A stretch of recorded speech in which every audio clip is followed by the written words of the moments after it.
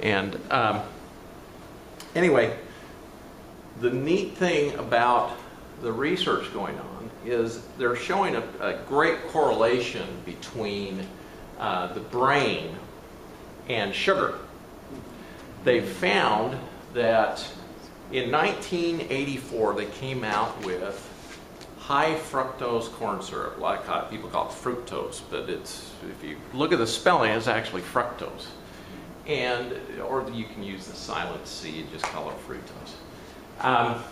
Anyway, it's been affecting the entire brain, including the pituitary, the pineal gland, the thalamus, the occipital lobe, cortex. It affects every aspect of our brain, and we're getting neuropathies being more and more common.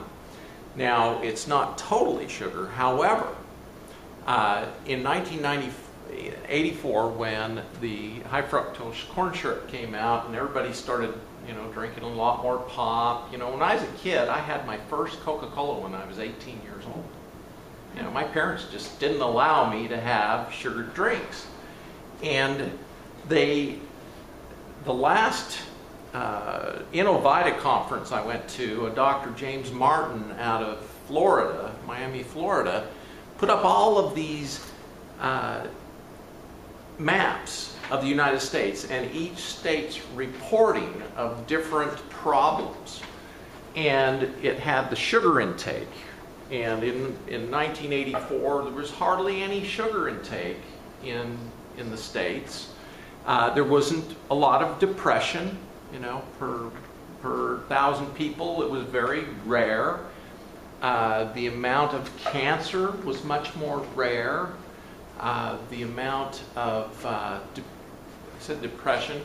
And what was interesting is he went through each year.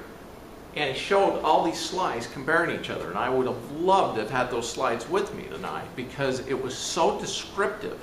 Because as the sugar consumption went up, the rate of depression went up, the rate of cancer went up, all the different diseases, inflammatory diseases went up.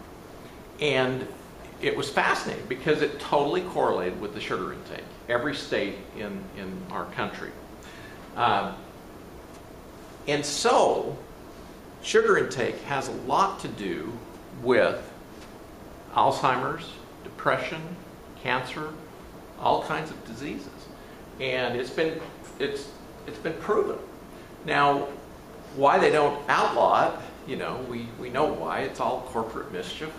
And the thing is, what I have always taught people, I think fungus gets in our brain because of the sugar, and it grows there. If you think about amyloid plaques, amyloid means fungus-like. And the radiologists, doing the scans and everything, they go, oh, you got amyloid plaques. Well, why do they call it amyloid? It looks like fungus.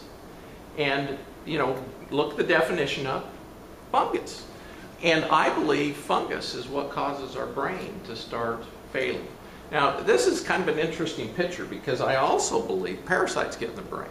And I'm just going to tell a brief story. I had a guy whose brain was on fire.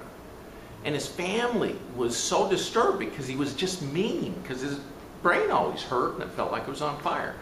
And he had been to neurologists and different people, and they're like, we don't know what's wrong with you. Calls me up, my intuition said, he's got amoebas in his brain. You guys know what amoebas are, right? Mm-hmm. They're single-celled parasites that are actually pretty big cells, and they move in amoeboid movement. They slither in and go here and there. And the toxins from these amoebas were making this man's brain on fire, literally filling on fire. And he had them elsewhere too, because if they're in the brain, they're elsewhere in their body. So I treated him with anti-amoeba herbs. And I told him it would take a year to clear these amoebas out, because they're pretty tough.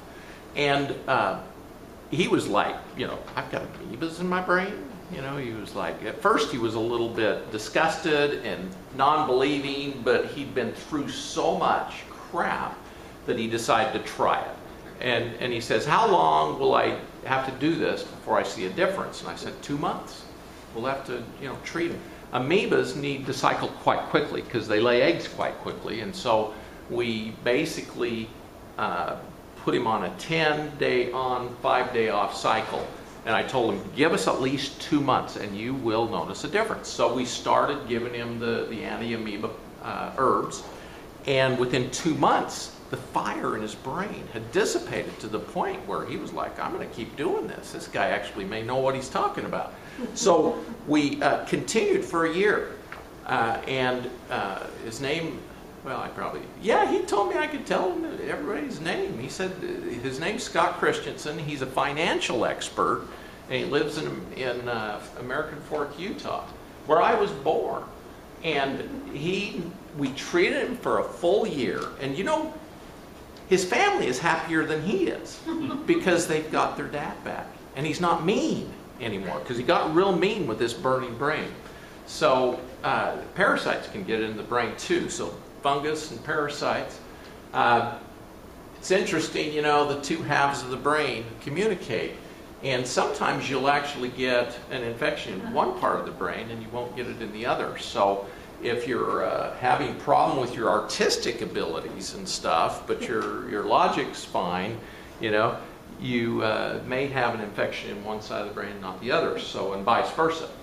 I'm going to talk a little bit about feeding the brain too, because they found fruits, especially berries, are so good for the brain.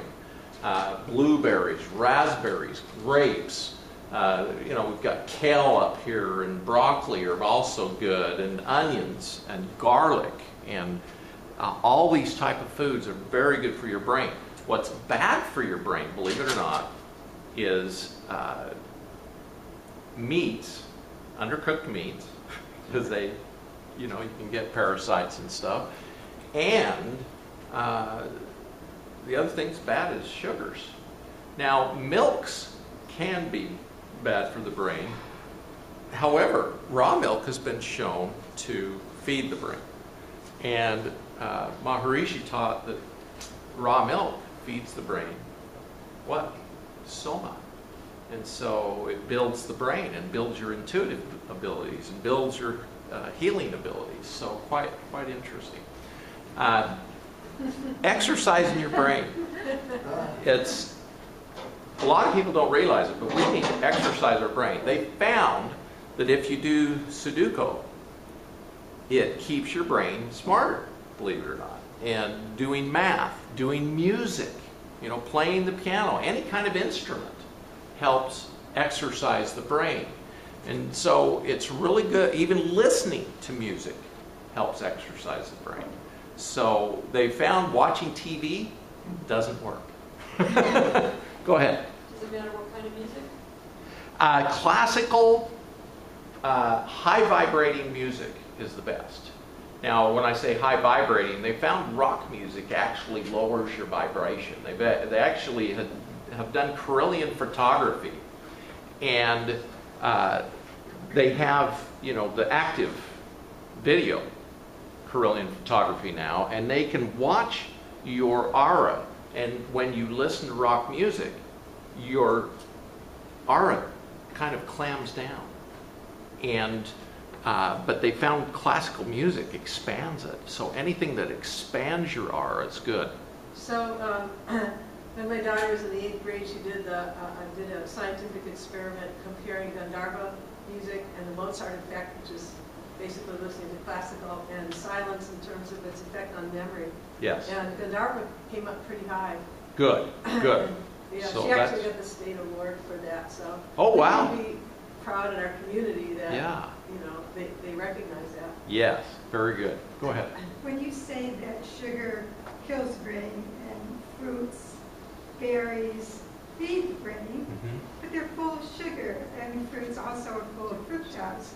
So what type of sugar is bad for your brain, and in terms of metabolism, how does the body differentiate between the sugar that feeds the sugar? That's why I differentiated high fructose corn syrup versus the fructose corn So syrup. you're saying table sugar, kitten sugar is not damaging? The problem with a lot of sugars, they have a lot of processed toxins in them, and they don't remove that, and some of them are bleached, and so they carry these different toxins.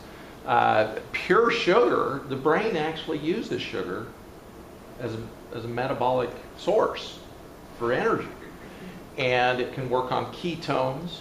The brain is a lot more fat than the rest of the body, and what they found is the high fructose, our body can only break down one component of it, and the fructose accumulates and causes the amyloid plaques. So staying away from high fructose corn syrup is the best thing to do. That's easy. Yeah, yeah. Beets, beet sugars, I must say, beets have been genetically modified, and they do carry viral and bacterial DNA and dangerous materials. So that's another thing that's kind of showing up in the environment. And Dr. Martin didn't have a picture showing the genetically modified part of this, but I believe it's going to be shown in the future to be causing a problem with our brains. Let me get into the why. We have as many nerve cells in our guts as we have in our brain. And they have found that if your microbiome or the bacteria in your gut is normal and good bacteria, that the communication in our gut to our brain is at the highest level.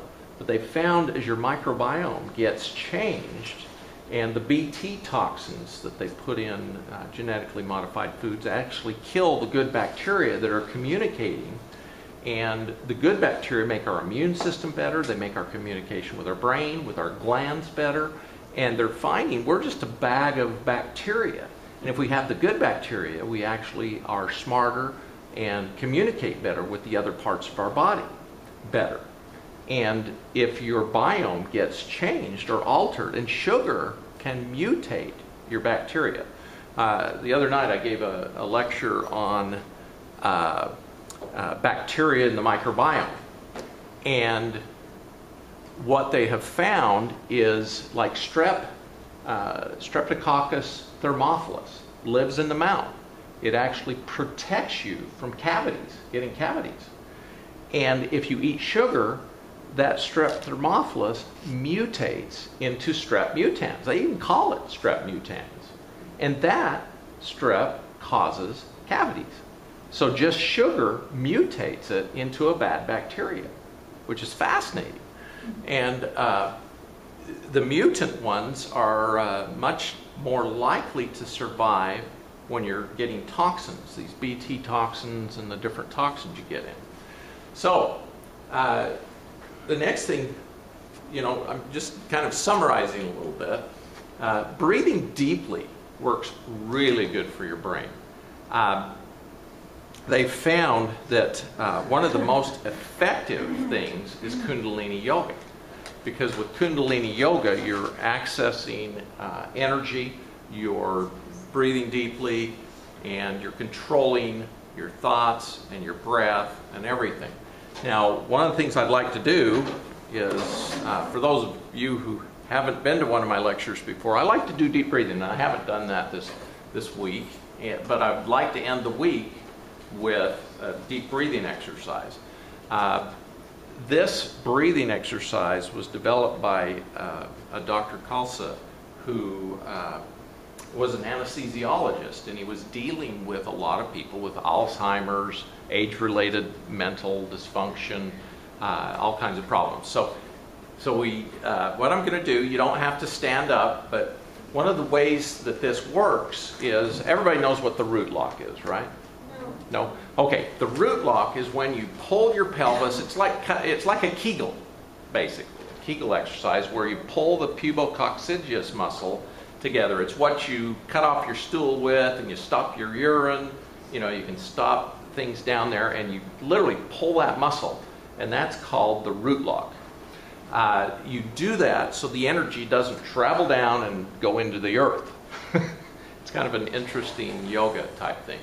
And so what you do is the root chakra, you'll hold the root lock, and each time you breathe, you hold it, and when you release, you'll release that root lock. So you'll tighten up your bottom and hold that root lock, and as you're breathing in, and as you breathe out, you'll release it. So let's go ahead and do that. We'll just do it 3 times. If you're doing this, you can do it up to 10 times. If you're having a problem with a particular chakra, it's good to do it as many times as you want, because it will help that chakra get energy. So let's go ahead and breathe in. And I use my hands to move energy, so I bring it right in that root chakra. A lot of people go, oh, what are you doing? You know, that looks weird, but that's, you know, you move energy. So lock that root lock, and then release. And we'll do it another time. Lock that root lock, and then release. This 3rd time, we'll take it in. Center it, keep that root lock locked, bring the energy up to the roof of your mouth with your tongue. Touch the roof of your mouth with your tongue and roll your eyes up, and I kind of click and lock it up in that 9th chakra. The 9th chakra is up above the 8th chakra, and it's right up here, and I store it in there because it's an energy level that doesn't alter the energy. It's just good energy. Now we're going to do the pelvis, or the sacral chakra.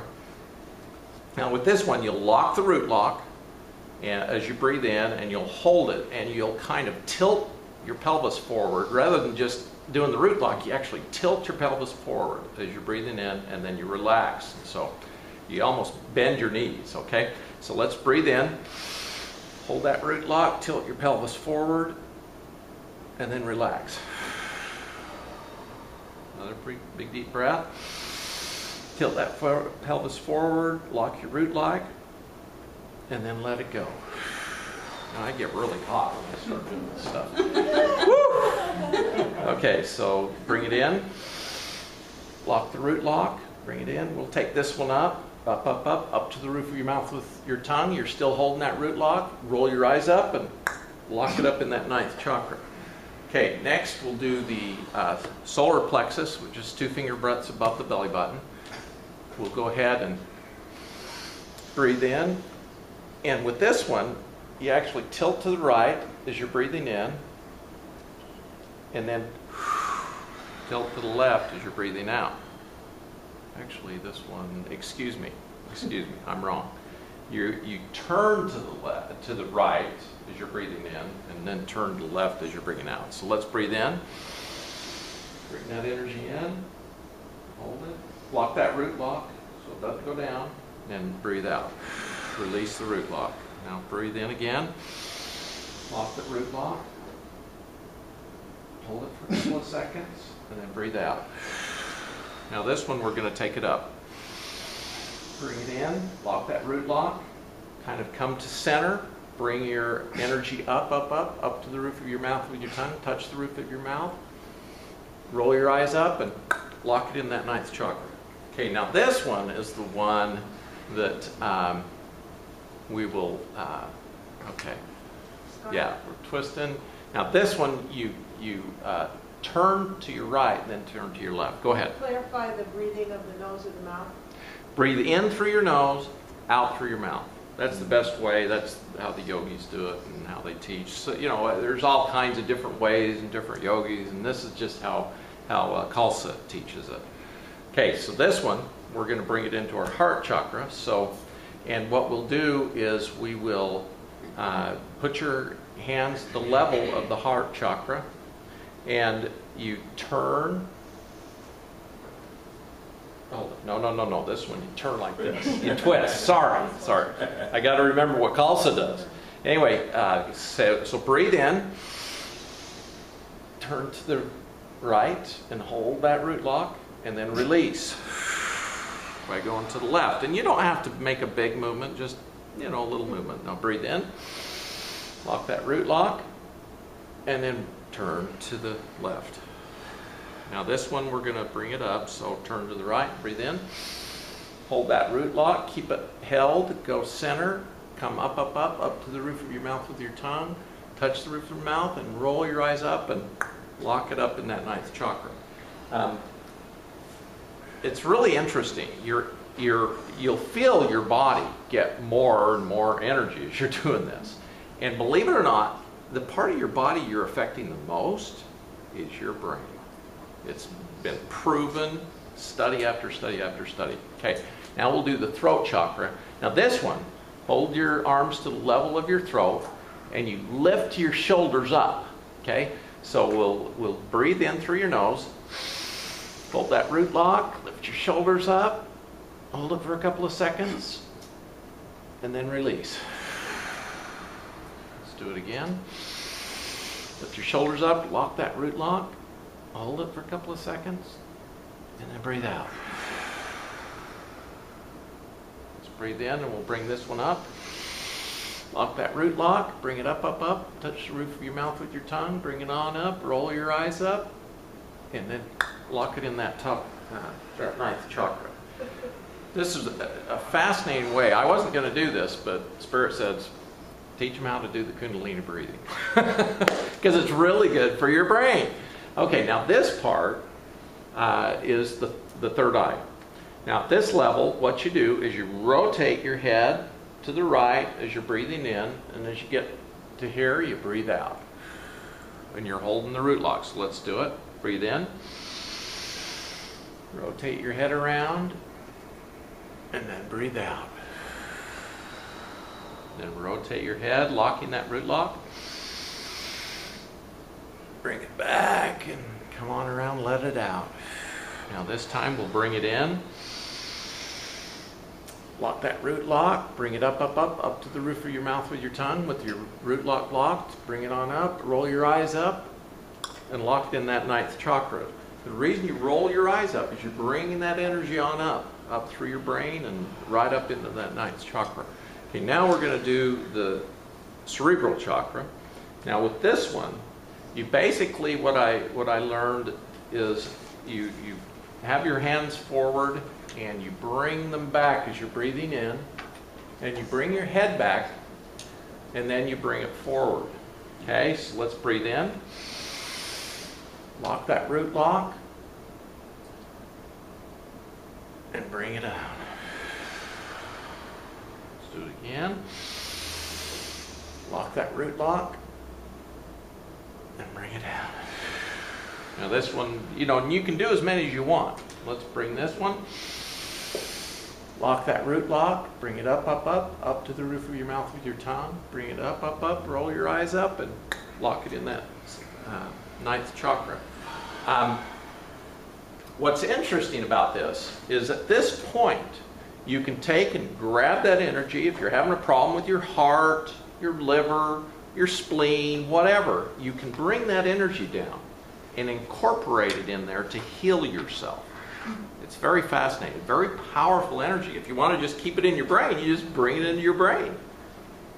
One night, my wife was driving home. She had gone up to move her daughter, and she started feeling really sick by the time she got about 100 miles away from our house. And she calls me up and she says, Scott, I'm falling asleep. I'm going to have to stay. I feel sick. I'm not doing well. And it was quite interesting. I had stored some of this energy and I left it up there. And I said, well, just give me a minute. And I took and I threw it towards my wife. And guess what happened? All of a sudden she got good energy. Her sickness kind of went away and she was able to drive the next 100 miles home. And she was feeling crappy.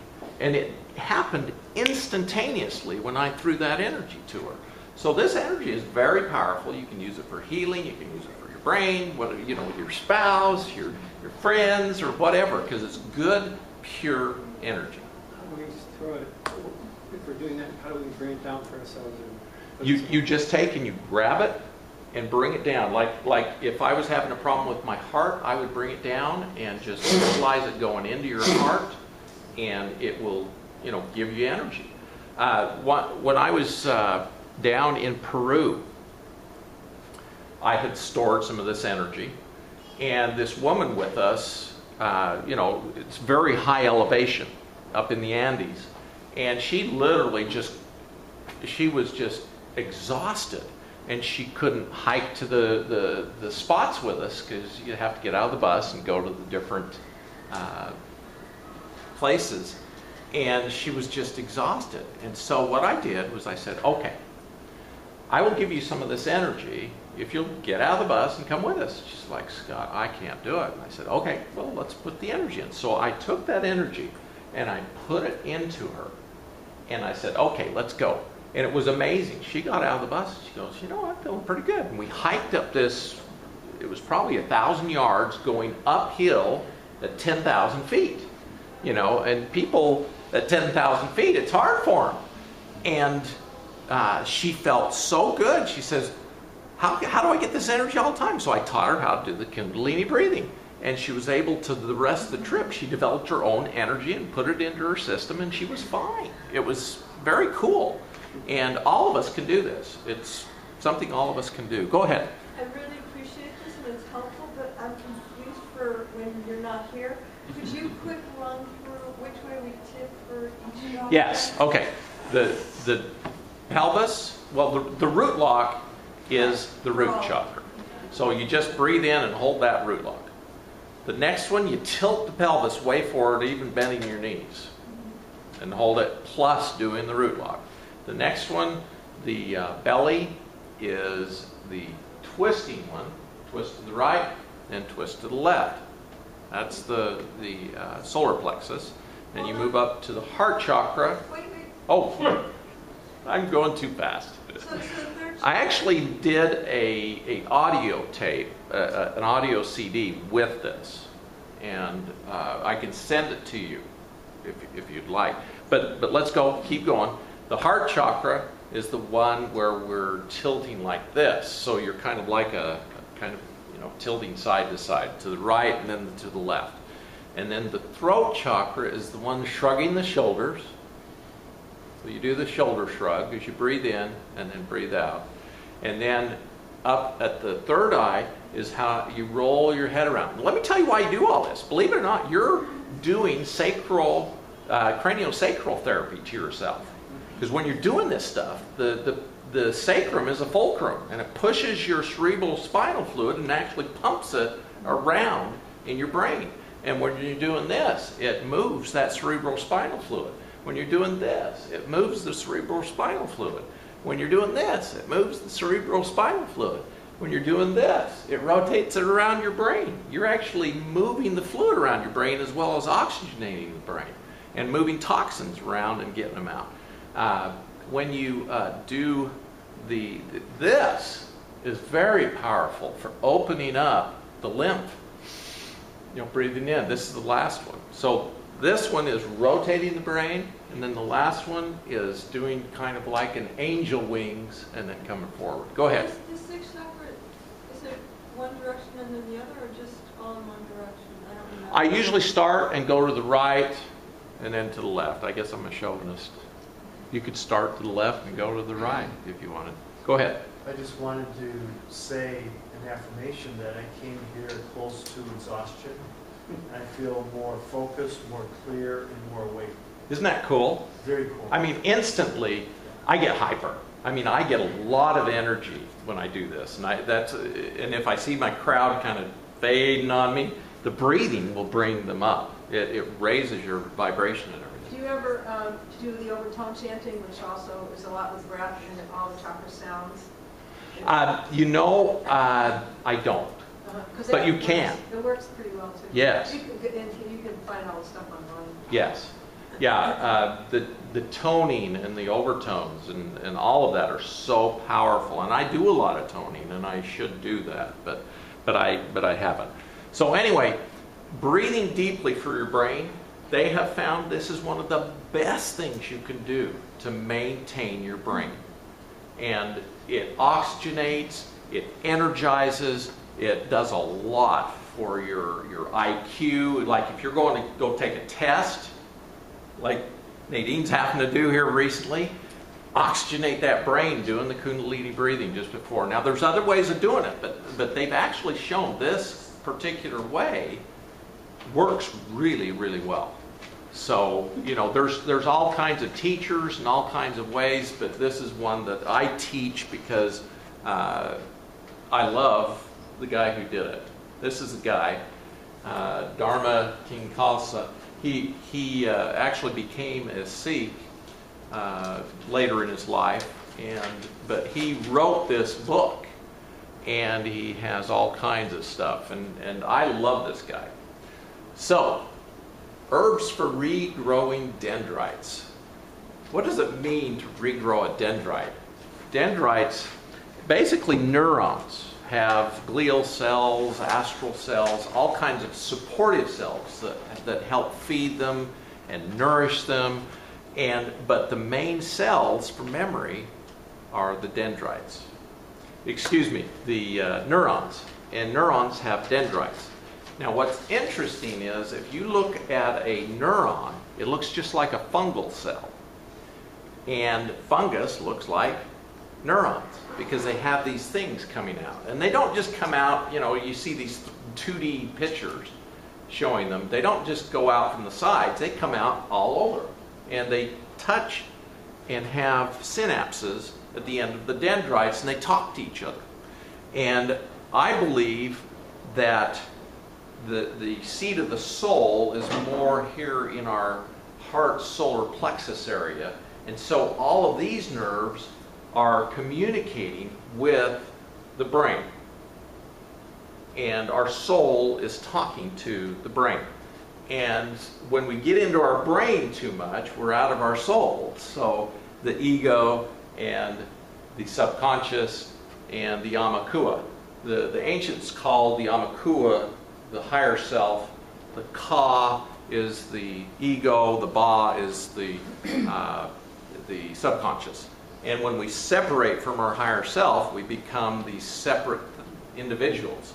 A lot of people think that the two-minded man was an enemy to God. When Christ said that when you separate yourself from your higher self, you're an enemy to God because you're not accessing God. Not necessarily that you're an enemy, you're just not accessing your higher self. And our higher self is the God within us. But anyway, kind of got off track here. Neurons are fascinating.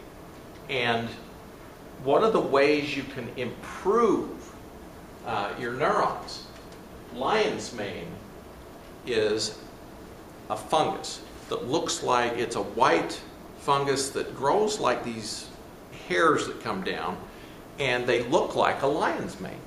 And so they called it lion's mane. And the interesting thing about lion's mane, it kills fungus, but it also has nerve tissue growth factors, so it helps you grow new dendrites. And it helps grow new neurons, which is way cool. So these two products are very, very good. The L-Gut is made by Systemics Formulas. They have the lion mane extract in it. They made it for leaky gut, but they actually found it was really good for the brain because of this lion's mane. The reason it was good for the gut was it helped grow new neurons in your gut and helped the system. As we age, a lot of us get more and more constipated. A lot of people go, why is that? I'm complicated as I get older. And what happens is your neurons don't fire as much, the peristalsis slows down, and you just don't get the movement that you need. And taking lion's mane, they found it actually improves that. So, go ahead. You're making reference to products that some company makes, and these seem to be the names of the products. What is the company? Yeah, this company is Systemic Formulas. I use a lot of their stuff because they're a really good cutting edge Is the company. company named LGUT? No, this is the product. LGUT, L-Gut. Yes, but what is the name of the company that makes that Systemic product? Formulas. Oh, I see. All right. Yeah. This company is Mushroom Wisdom. They make this amyloband. Now, amyloid plaques.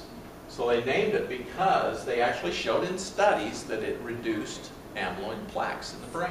So these are different companies, each one? Yes, yes. What's the name of that company again? This one is called Mushroom Wisdom. Mushroom Science also makes lion's mane. I just couldn't list them all. But the reason I listed these particular ones is because they affect different parts of the brain. This bee brain also comes from systemics, and there's other products that are really good for the brain. I just listed this one. It's really good for the frontal cortex. My